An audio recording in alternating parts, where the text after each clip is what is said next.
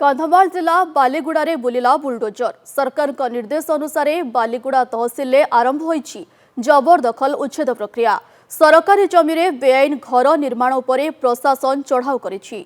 सहरर भारडीपदा साहिरे सशस्त्र police force सह बालीगुड़ा तहसिलदार दीप्ति प्रकाश बेहेरा पहुंची बेआईन भावे निर्माण होइथिबा 2 मोहला कोठा भांगिथिबा देखिबाकु मिलिछि।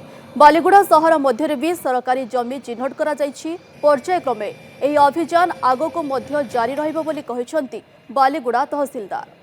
राज्य सरकार जो डायरेक्टिव अच्छी जे सरकारी जमी उपरे जो माने भी जो भी व्यक्ति हूँ से जो प्रभावशाली व्यक्ति हूँ कि सरकारी चाकरिया माने जो माने जबरदखल करी घर कर दखल करी अछंती से मानको उच्छेद कराउची एवं आमर जो ओडिशा ओपीएलई एक्ट अनुसार जहाँ भी सब प्रोविजन रही सब फॉर्मालिटी पूर्ण कर सारला परे तांको उच्छेद नोटिस दिया जिबार परे एई प्रोसेसटा स्टार्ट होईछि।